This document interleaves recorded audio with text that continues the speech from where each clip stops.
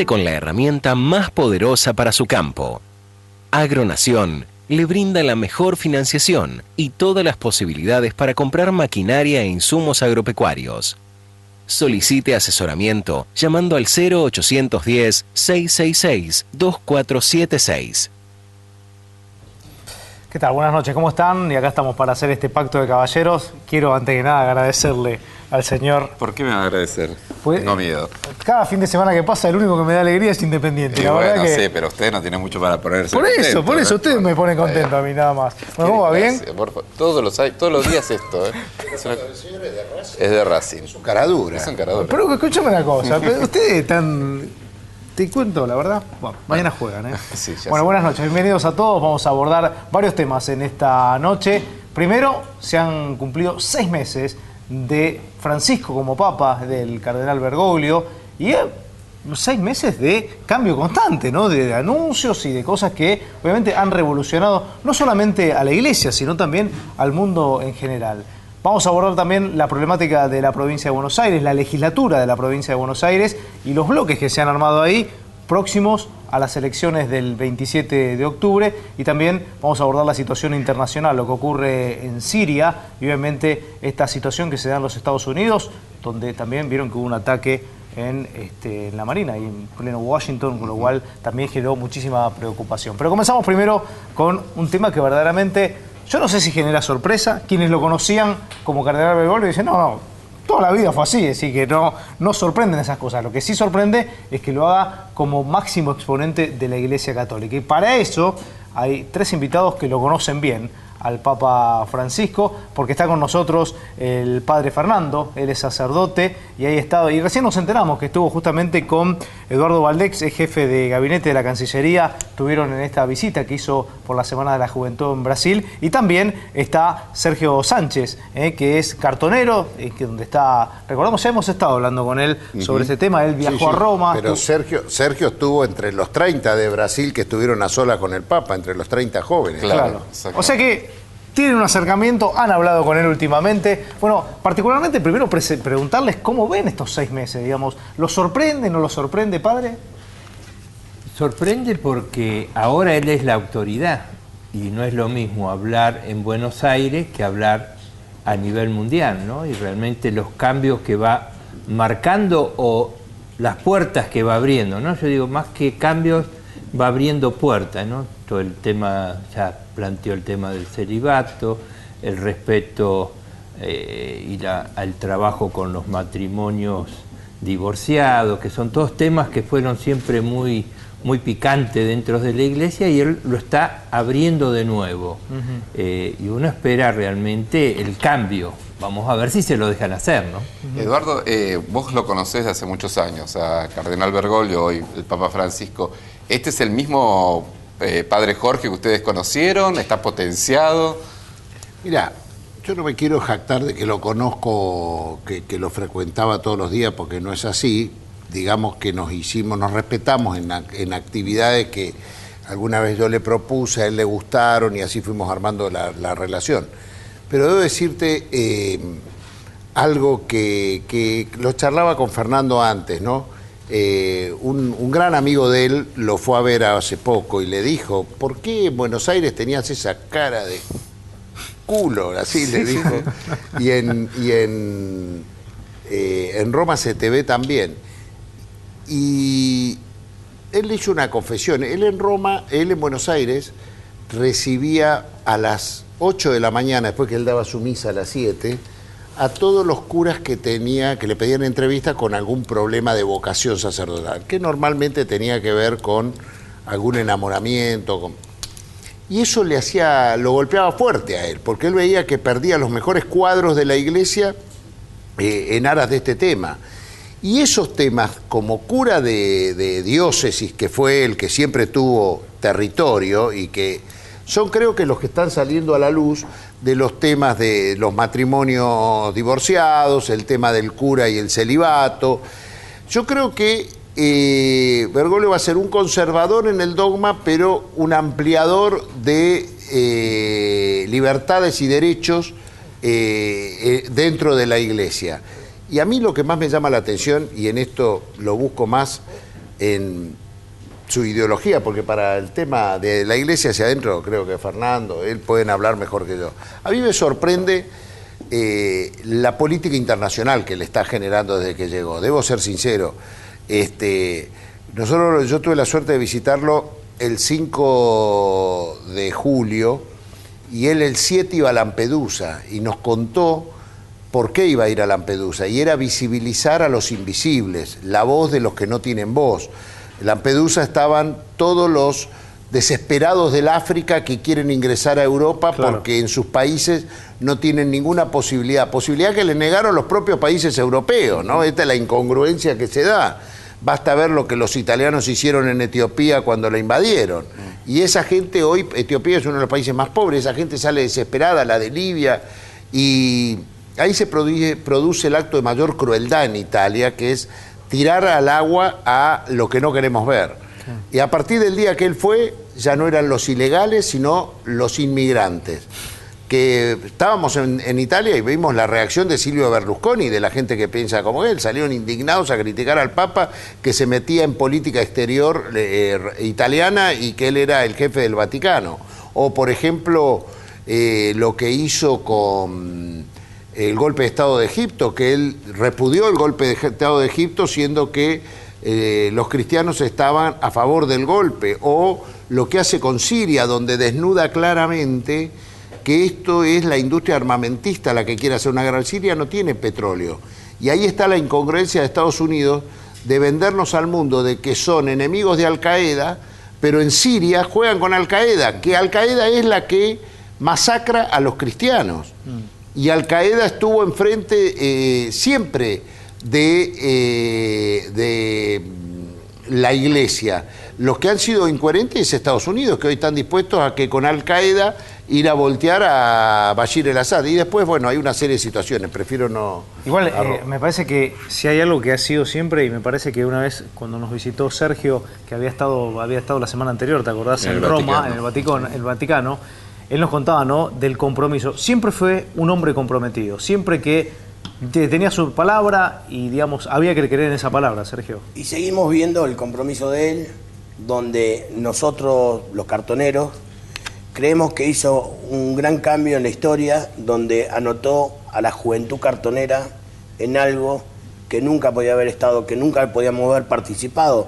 La juventud cartonera estuvo al lado de él en Brasil, que creemos que subieron los 36 jóvenes que fueron al lado de él, los bendijo a cada uno, se sacó una foto con cada uno, se le llevó un presente que hecho por la juventud, una cruz de cartón, y que creemos que eso quedó anotado en los libros de la vida como cartonero. Hay algunas cosas que cambiaron, que yo estuve ahora hace muy poco en la vigilia que hubo en la Plaza de Mayo, que nosotros como trabajadores, que estuvo José, el maestro, hubo muy poca gente participando en una vigilia más que sumamente importante, que era una vigilia por la guerra, y que mucha gente no se acercó. Pensamos que tanto la iglesia, que era una vigilia más que importante, se hizo en Plaza de Mayo, al frente de la catedral, que si bien en la iglesia San Cayetano fue bastante emotiva, porque fue mucha gente, donde nosotros también participamos, y siguió participando la gente que trabaja, que sigue participando por la gente que de una inclusión social, que quiere luchar, y el cambio él lo hace, siempre lo está haciendo. Cada cosa, esto que nosotros, la juventud cartonera, estuviera en estos eventos, que jamás nunca, si no estuvieras en una parroquia o no tuvieras plata, no podés estar. Hoy estuvimos nosotros y fuimos becados por él, exclusivamente los 36 jóvenes que fuimos. Padre Fernando, este fin de semana se dieron 2 episodios que tienen vínculo con lo religioso, de fenómenos populares y masivos. Uno fue la beatificación del cura Brochero en Córdoba con cientos de miles de personas, también la ceremonia en Salta por la Virgen. ¿Ustedes están notando como miembros de la Iglesia que a partir de que Bergoglio llegue a ser Papa hay como un ímpetu nuevo en la Iglesia Católica Argentina? ¿Hay más gente que se acerca? Sí, inclusive en las comunidades donde uno está. Yo estoy en González Catán, un barrio muy chiquitito, hay un asentamiento y tenemos confirmación con jóvenes. El año pasado eran 5, este año ya son como 30 jóvenes, o sea que se ve el cambio, el espíritu que que está generando, por eso yo dije al principio, es como el ave fénix, ¿no? Se empieza a moverse la cosa. Si bien siempre la iglesia estuvo presente, pero notábamos que estaba media apocada, ¿no? Estaba media venida abajo, podríamos decir. Esto, padre, tiene que ver también con un poco un máximo referente de la iglesia que se anima a hablar posiblemente de cosas que en otro momento era como que no, se tocaban muy por encima, pero por ejemplo, habló de los divorciados, habló de los gays, habló de... Por eso digo, es decir, esto que se abre, ¿es como que abre más las puertas de la iglesia? Le abre las puertas, si bien siempre estuvo abierta a los matrimonios divorciados, o sea, dependía un poco de el criterio del cura, ¿no? El cura que estaba al frente de esa comunidad. Lo que está pidiendo Francisco es que los curas tengamos olor a oveja, no de pastor. Nos quitó, digamos, el pastoreo. Dice, el pastor si no tiene olor a oveja, no es pastor. Entonces él quiere que salgamos, ¿no? Y en Brasil decía, ir a los jóvenes y a los curas y a todos les pedía ir al límite, a los barrios, a las periferias, ir a buscar. La iglesia, yo notaba en último tiempo, que siempre fue una iglesia conformista, la gente la teníamos, multitudes que venían, uno desde la oficina los atendía, esperaba que llegaran, pero resulta que eso se frenó. Y ahora el Papa está diciendo, tienen que ir a buscarlo. Y yo creo que este cambio, este crecimiento lo está marcando él, ¿no? Con su gesto continuamente. Eduardo, y en política exterior lo mismo, ¿no? Va y aparecen los problemas mundiales y va él. Y fue al frente y yo creo que él ha sido A mí me llegó un documento de una revista de lo que le denominan en Estados Unidos un think tank de ultraconservador, muy vinculado al Partido Republicano, y lo acusan concretamente al Papa Francisco de ser el responsable de haber logrado en Occidente el no a la guerra, la concientización del no a la guerra. Es un trabajo que me llegó antes de ayer, que circuló la semana pasada en Washington. O sea, grupos de lobby que en Estados Unidos que lo ven como una amenaza a este tipo de pretensiones. Y leyendo eso me di cuenta que era el tema de la industria armamentista. Pero yo quiero decir dos cositas. Una, que un miembro... Yo estuve la última vez en Roma el 22 de agosto. Y debo decir que en el movimiento de los excluidos que participa Sergio, el único que yo vi que estaba viviendo en Santa Marta con el Papa Francisco era Juan Grabois del movimiento de los excluidos. O sea, los demás estábamos en hoteles, pero a Juan lo tuvo viviendo una semana con él ahí y estaba debatiendo temas muy importantes, Juan. Estaba debatiendo con el cardenal Sánchez Orondo el tema de los transgénicos, que tiene que expedirse el Comité de Ciencia del Vaticano, que parece que de él depende de ese dictamen si los transgénicos entran en África o no. Estaba debatiendo con uno del movimiento de los excluidos y Juan muy de acuerdo no estaba con el tema de los transgénicos. O sea, a ese nivel llega el debate. Yo cuento esta anécdota porque no le llevó cualquiera, le llevó un cuadro, porque realmente Juan Grabois hizo un cuadro, a discutir ese tema al cardenal que tiene que resolver sobre ese tema. No es poca cosa, ¿no? Y yo creo que Bergoglio, desde otro lugar del pensamiento, aparte del teológico, es un incorregible, diría Borges, ¿no? Porque está marcando su pensamiento político permanentemente, y creo que también otra cosa que ha sucedido antes de ayer, que ha sido conmocionante, haberlo recibido al padre Gutiérrez, el fundador y líder de la teología de la liberación. Son muchas cosas que... Es una máquina de hacer, ¿no? Cosas continuamente. Es una máquina de generar símbolos, ¿eh? A los tres, muchísimas gracias por haber venido. Es un placer haberlos tenido hoy. Les voy a recomendar una cosa a todos. Los días domingo, 9 menos cuarto, está el Ángelo en Canal 7, que es el Papa que lo da. Y siempre hay un pensamiento todos los domingos ahí. Yo hasta cambié el horario de misa. Ya no es más a las 10 de la mañana. Le dije a la gente, primero vean al Papa. ¿Y después si queda algo hablaremos nosotros, pero aprovechémoslo.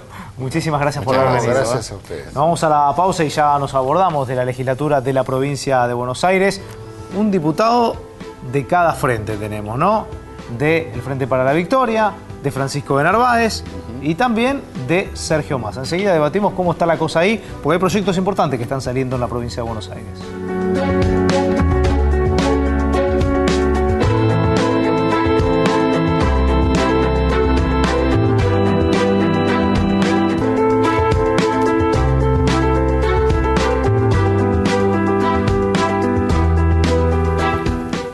22, 26 minutos y acá estamos para el debate en la provincia de Buenos Aires. Bueno, la verdad tengo que decirte, te dije, iba a haber un representante de Sergio Massa, del Frente Renovador, Jorge Donofrio, que apagó el teléfono. Nos apagó el teléfono en todo el día, estaba comprometido obviamente para venir aquí, no está. No está, pero sí hay un representante del espacio de Francisco de Narváez, como es Gonzalo Atanasov, y del Frente para la Victoria está con nosotros Guido Lorenzino, que... Un día por la radio dije Hernán Lorenzino. Ah, ¿me crees? Bien. Me dice, no, mirá que no tengo nada que... No. Dijo, entonces me voy. Bueno, gracias por venir. Bueno. No, gracias. ¿Qué pasa? ¿Por qué no participan?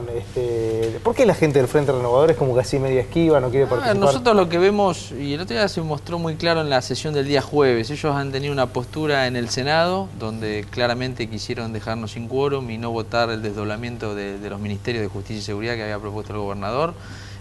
Queriendo imponer un debate de un proyecto de policía municipal de manera unilateral, sin consenso con el resto de las fuerzas políticas, y se retiraron del recinto. Y en diputados, todo lo contrario, dieron quórum, participaron del debate, acompañaron el proyecto del gobernador, con lo cual yo creo que es un espacio político en formación que tiene serias dificultades de su coherencia política en dos cámaras que quedan de una puerta a otra, y que me parece que muchas veces no saben explicar determinadas cuestiones, por eso a veces rehuyen a los debates. De hecho, hoy el candidato que encabeza la lista del Frente Renovador, Sergio Massa, puso condiciones para un debate en otro canal y bueno, está ahí dando vuelta que él no quiere debatir sino monologar. Me parece que no está bueno que los que queremos o tenemos otra edad, entre los 40 y 45 años, tengamos las mañas de los que fueron dirigentes en otra época o de quienes nosotros aprendimos. Me parece que la política tiene que evolucionar y no tiene que ver con lo nuevo, con lo viejo, sino con las prácticas. Y creo que el Frente Renovador, la verdad que tiene a veces prácticas que uno no comparte y que lamentablemente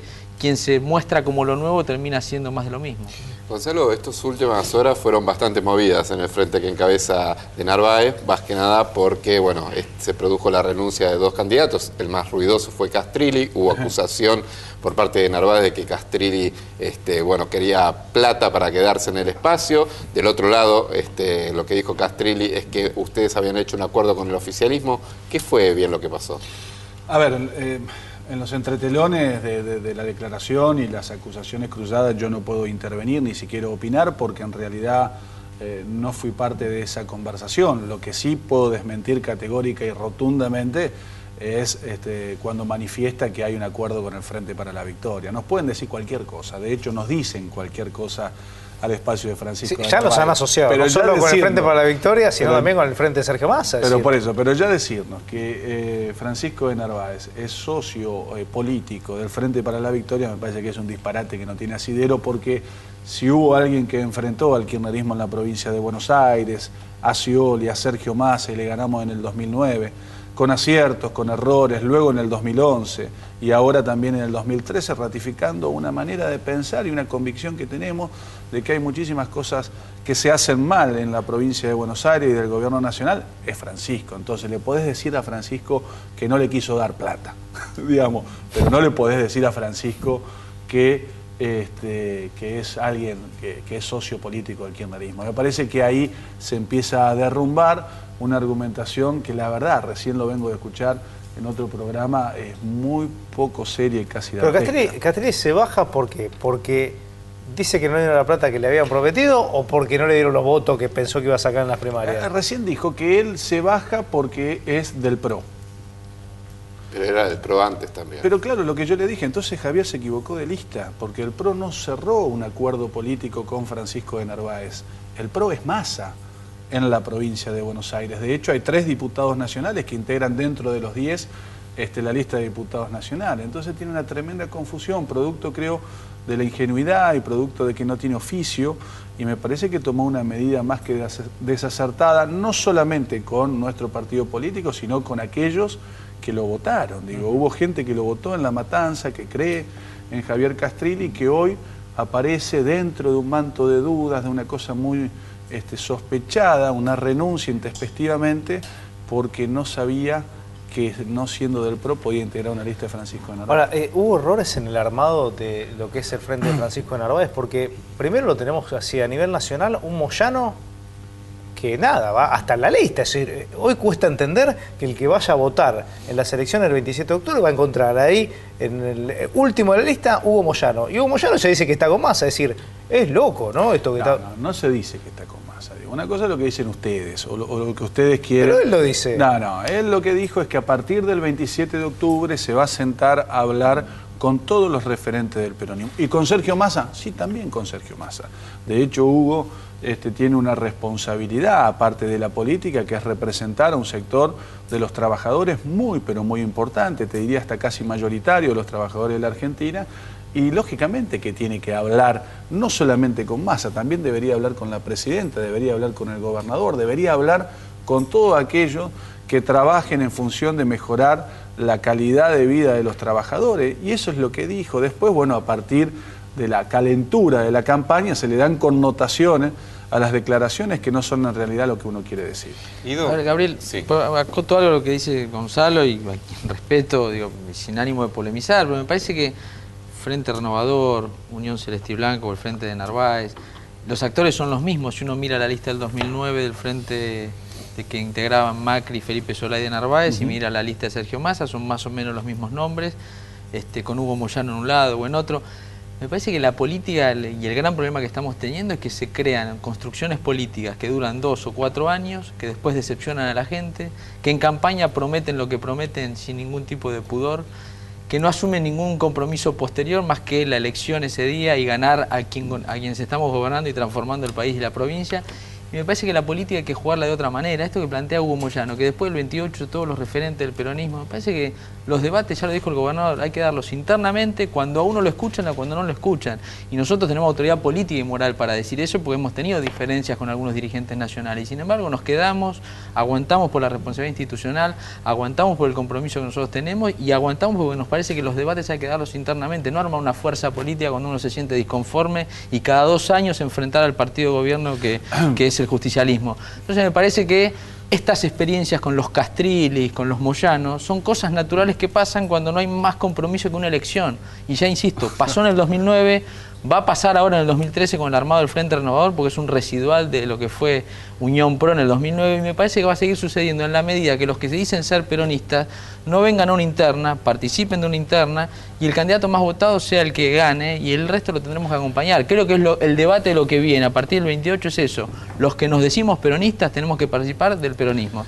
Y el peronismo es el partido justicialista con todas las cosas buenas y con todas las cosas malas. Dar el debate, participar de una interna y después... Porque primero debe leer el compañero que el 70% en la provincia de Buenos Aires votó en contra de ustedes, digo, de este proyecto incipiente, de este proyecto que nació deformado, de estas construcciones que después terminan siendo efímeras. Hay un dato y hay que leerlo y hay que escucharlo fundamentalmente. El segundo dato es que ahora este enfervorizado discurso kirchnerista que te escucho, Guido, no era el mismo hace 4 o 5 meses que tenía Scioli o que tenía la provincia de Buenos Aires, donde nosotros salimos a bancar institucionalmente a esta provincia cuando se le negaban los fondos para los docentes, cuando dimos la pelea de la coparticipación, cuando dimos la pelea del Fondo de Reparación Histórica del Conurbano. Entonces me parece que uno se tiene que acomodar a los momentos políticos, pero también debe respetar aquellas expresiones políticas que en el momento que ustedes necesitaron, los que estuvieron al lado de la provincia de Buenos Aires, no de Scioli, de la provincia de Buenos Aires, fueron aquellos sectores que, como vos decís, hoy aparecen como fuerza efímera. Entonces, me parece que hay que tener... La responsabilidad institucional que ustedes han tenido se valora y tiene que ver con un compromiso con la responsabilidad institucional. La irresponsabilidad política, de armar fuerza política cada 2 años, eso también tienen que reconocerlo. Parte de la construcción es la responsabilidad política, cosa que no tienen ustedes. Pero Gonzalo, vos sos... Digo, fue el kirchnerismo. Si hacemos un peronómetro, vos tenés más peronismo que yo. Ni hablar. Ni hablar. ¿Por qué se van del peronismo? Porque no hay lugar en el ¿Cómo peronismo. Que no hay lugar? ¿De qué peronismo? Si Daniel Scioli puede convivir Scioli con... es que quería irse. No, ¿de dónde se fue? Pero ¿cómo no? Pero a ver, pero estaba con una pata por leen la una mente, pata atrás de la ventana. leen la mente. ¿Dónde está Scioli? Sigue siendo gobernador del Frente para la Victoria. Y ustedes siguen armando otra fuerza política. No desfiguremos la realidad, no desfiguremos lo que pasó. Estamos hablando hace 3 meses de esto, digo, no estamos hablando. Una cosa es tener diferencias y manifestarlas públicamente y otra cosa es irnos. Nosotros no nos vamos, tenemos responsabilidad institucional y a pesar de a veces no tener la voz que nosotros quisiéramos tener ni la participación que hicimos, nos quedamos, porque tenemos una pero ¿sabes qué? responsabilidad. Tienen que Pero tener damos esa el voz, debate porque atrás interno. están los bonaerenses, tienen que Pero levantar la tenemos. voz a veces. Lo que digo a es, veces hay si que sos levantar peronista, la voz, hay que participar decir, del peronismo. Si Massa es peronista, hay que participar del peronismo. No armar No, fuerzas ahora, Ahora, políticas no, les efímeras. hago una Yo en eso no pregunta. coincido. Si efectivamente hubiese sido de la interna del peronismo, ¿no? Y hubiesen estado ahí, hubiesen participado las tres listas. Sí. Ustedes dos se tendrían que haber encarnado atrás de Massa, porque ganó la provincia fue Massa. Si así lo hubieran elegido los ¿Cómo no? No, pero a ver, Es decir, si ustedes se columnaron Rodo, en cuando el- uno se somete a las primarias que Sí. instauró este gobierno, no otro gobierno, este gobierno, lo que uno busca es dirimir de los que nos decimos peronistas de una fuerza política, dirimirnos en la interna. Como hizo el Frente Progresista en la ciudad, o UNEN. Bueno, Pero eso por es lo, pero eso por es lo que digo, corresponde. Si ustedes hubiesen hecho lo de UNEN, Pero eso iban es lo tres que listas. Pero de Rodo, Narváez, si hubiéramos Scioli. participado, Perdían los dos. de No, una porque interna. expresamos cosas muy diferentes. Digo, por eso Bueno, no entonces- se puede hacer en el marco de una interna. Digo, no solo con el mote del peronismo, digo, hoy hay cuestiones que son sensibles, que son profundas y que nos dividen. Porque piensa una cosa, tremendamente si hablamos a estos tres sectores de tres la facciones política. de peronismo, Te pongo un ejemplo. sacan el 70% de los votos, es decir. Rodo, te pongo, pero por eso, pero te pongo un ejemplo. Baja la edad de la imputabilidad. Sí. Un tema que está candente, un tema que todos estamos discutiendo hoy, la modificación del régimen penal juvenil. Hoy encontrás en los tres sectores, en las tres expresiones políticas que son parte del peronismo, visiones muy diferentes. Sí. Y así tenés una sucesión de hechos que nos separan, más allá que nos una el sentimiento del peronismo, pero me parece que esto no lo podés acomodar dentro del peronismo. ¿De qué peronismo? ¿Del PJ de la provincia de Buenos Aires, que está cerrado con llave hace 10 años y nadie Gonzalo, puede ¿cómo se entrar y acomoda? no Creando sesiona? fuerzas políticas con dos peronistas, un radical, un vecinalista, fracasan, se defraudan y seguimos gobernando nosotros con las dificultades que ustedes siempre nos achacan, pero sin usted ninguna también tiene modificación. una ensalada hermosa ahí No, en el- pero ¿cómo nosotros, no? la Digo, heterogeneidad de usted- personas, pero- ¿sabes cómo se resuelve? Pero piensan Vos podés- diferente. Marcelo Saín, totalmente, quien cuestionó pero eso es permanente a saludable. Casal. Marcelo Saín. Y hoy ¿no? estamos haciendo un proyecto de policía comunal juntos, porque dirimimos las internas pero es adentro. acomodarse a los tiempos. No es acomodarse a los Guido, tiempos. Por favor. Lo que yo digo ustedes también es... tienen tremenda diferencia internamente. Totalmente. Como las tienen todos los proyectos. La única diferencia es que las resolvemos internamente y no nos vamos a ningún lado ni creamos otro partido político. Esa es la gran Pensé que no me diferencia, iba a que no es pelear menor. conmigo. En octubre ustedes ven chances de frenar un poco el avance de Sergio Massa, digo, porque las encuestas lo están dando con más intención de voto de lo que sacó, en perjuicio de Francisco Narváez No, particularmente. a ver, yo siento que en realidad lo que hay es una operación de un grupo mediático que necesita posicionar su candidato, que hoy lo expresa en Sergio Massa, como en su momento fue Unión Pro con de Narváez y Macri, digamos. Hoy eligieron a Sergio Massa, mañana elegirán a otro.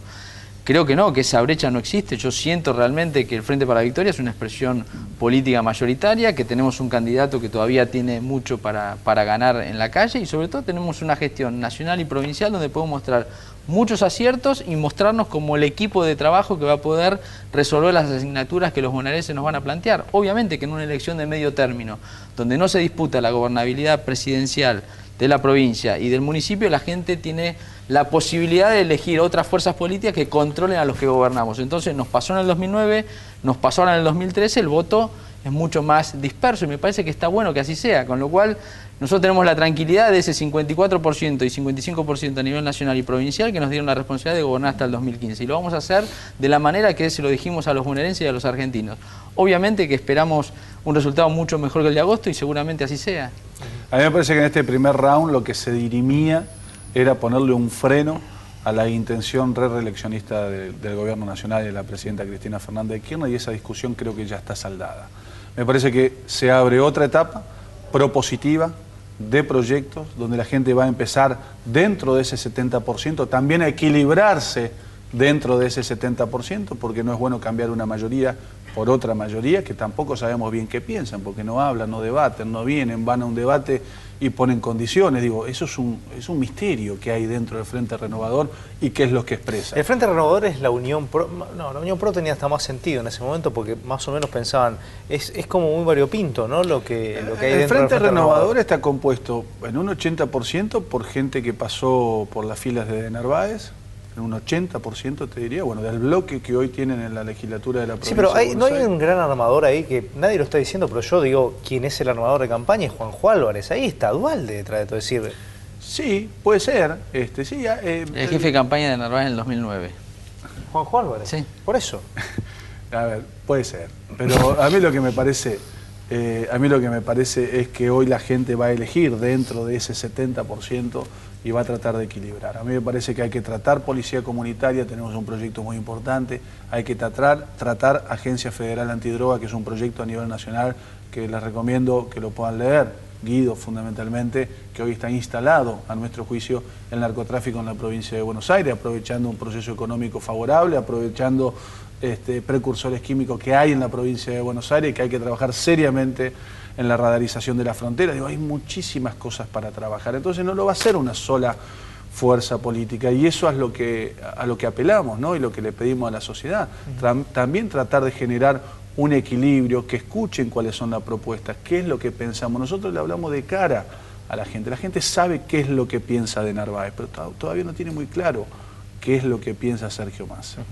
Gonzalo, estamos acá, obviamente da para largo el tema, porque se han aprobado proyectos también.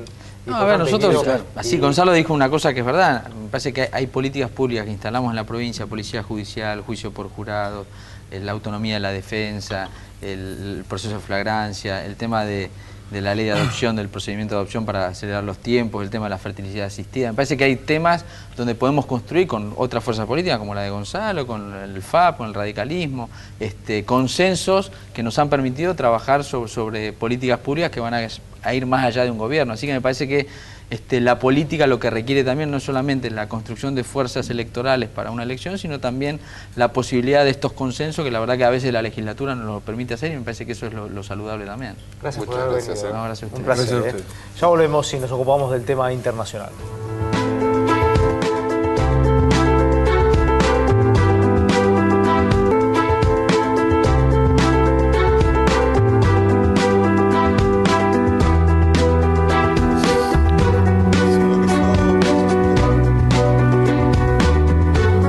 Chaya es analista internacional, analista político también, a quien es un gusto que esté hoy con nosotros esta noche, porque hay varios temas internacionales. George, siempre es un placer tenerte y gracias por estos minutos que nos vas a brindar. A ambos, muchas gracias. Primero comenzar por la situación de Siria, ¿no? Esta situación donde se confirmó que hubo armas químicas ahí, no se supo quién las usó, porque Naciones Unidas no dijo, no pudo determinar quién fue, pero obviamente esto frenó, mediante Rusia, un ataque inminente que parecía que se venía de Estados Unidos. Yo nunca terminé de convencerme si Obama estaba convencido de hacer el ataque. Me dio como que buscó todos los recursos posibles para no atacar.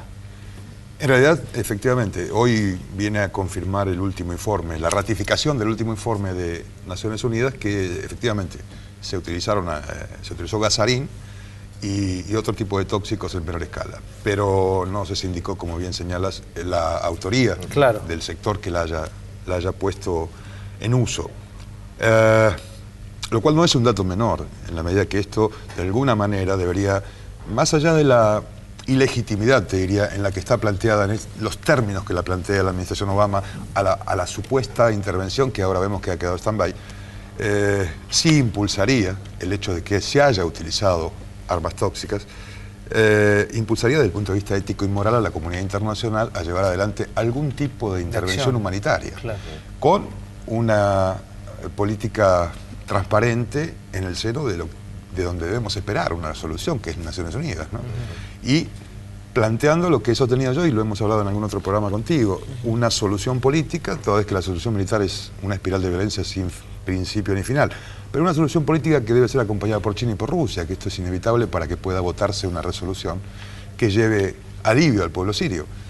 Y en este caso, seducir a los bandos en pugna, aunque es difícil seducir a los salafistas, pero sí llevar adelante una política en la cual una representación internacional en la zona seduzca, convenza y de alguna manera, dentro de las normas del derecho internacional y no del uso militar, presione a las partes a convivir y a parar esta locura, ¿no? George, hace un ratito en otro bloque Eduardo Valdés decía justamente la paradoja que se genera de Estados Unidos apoyando a los insurgentes donde hay sectores de Al-Qaeda. ¿Cómo se puede explicar esto?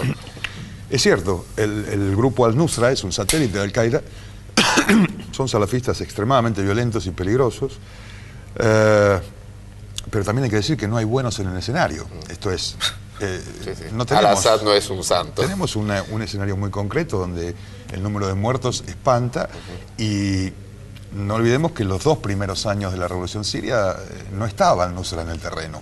Han entrado los últimos 10 meses. De modo tal que la pregunta y la respuesta concreta sería que esto es un eslabón más en la cadena de errores de la política estadounidense a nivel regional.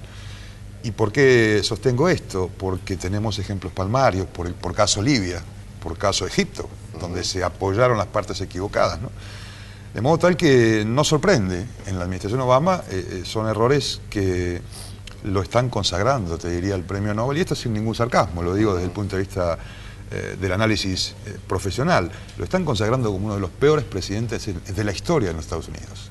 Creo que sin esforzarse puede llegar a superar los errores de Carter en el Medio Oriente, ¿no? Estoy hablando de las políticas estadounidenses en el Medio Oriente. George, y en definitiva, la solución que propone Rusia, ¿no? Este desarme, esta eliminación de las armas químicas del gobierno de Al-Assad, ¿vos lo ves conducente? ¿Lo ves que es posible? Digo, más allá que Al-Assad dijo, estoy dispuesto a poner bajo supervisión internacional todo este tema. Verás, hay un historial que nos hace ser escépticos. Los que nos desempeñamos en el tema del Oriente Medio conocemos perfectamente quién es el Baas, quién es el régimen, que desde el padre de Bashar. Hay un historial, te decía, que este régimen sirio ha llevado adelante y que lo compromete en cualquier expectativa que podamos tener de una solución política y pacífica. No han cumplido a lo largo de la historia, te diría, ninguno de los acuerdos firmados, no solamente con Occidente, sino con los países árabes, dentro de la región. De modo tal que, como optimistas informados, vamos a ser un poco escépticos. Yo diría que hay que esperar la evolución de esta situación. En lo personal, y a mi juicio, no nos va a llevar a un buen camino. No creo que Assad cumpla. Creo que inclusive lo va a poner en aprietos a Putin, porque cuando llegue el momento del blanqueo de las armas tácticas, seguramente algo va a quedar en casa. Y como todo es tan previsible en el Oriente Medio, esas armas es probable que las veamos en uso en los próximos meses. Con lo cual, lo que nos presenta este escenario es un escenario de violencia exacerbada y a futuro. George, centrándonos y quedándonos en Estados Unidos, tuvimos hace pocas horas, te diría, lo que fue este ataque a la base marina, donde han muerto personas, donde el atacante era un rescatista justamente del 11S.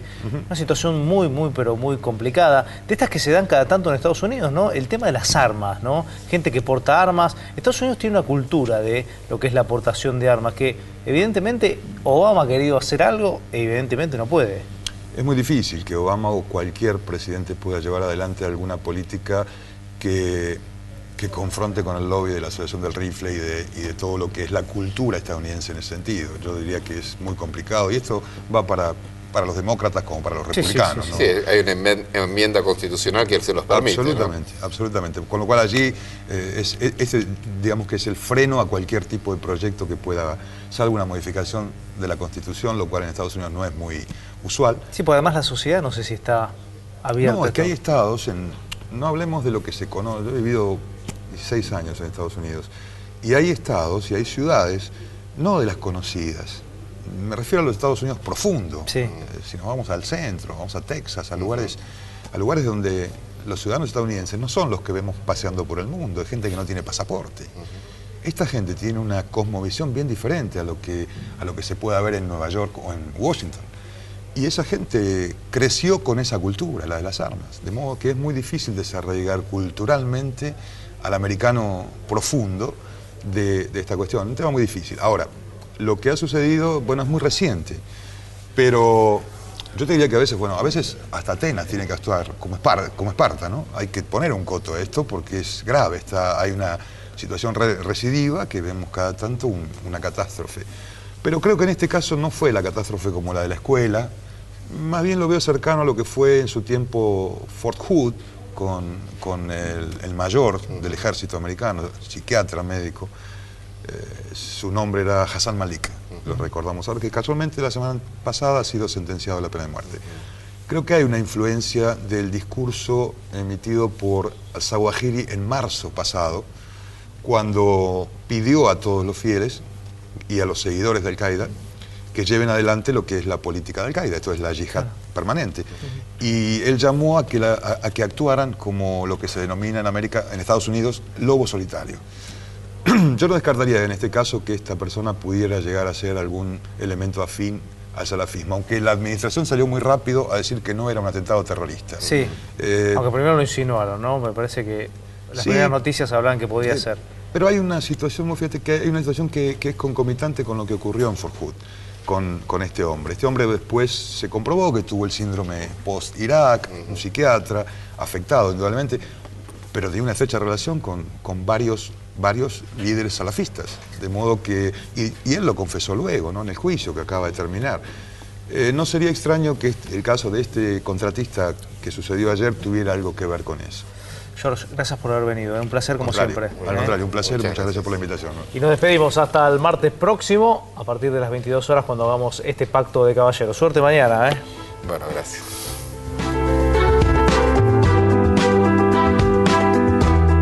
Cuente con la herramienta más poderosa para su campo. Agronación le brinda la mejor financiación y todas las posibilidades para comprar maquinaria e insumos agropecuarios. Solicite asesoramiento llamando al 0810-666-2476.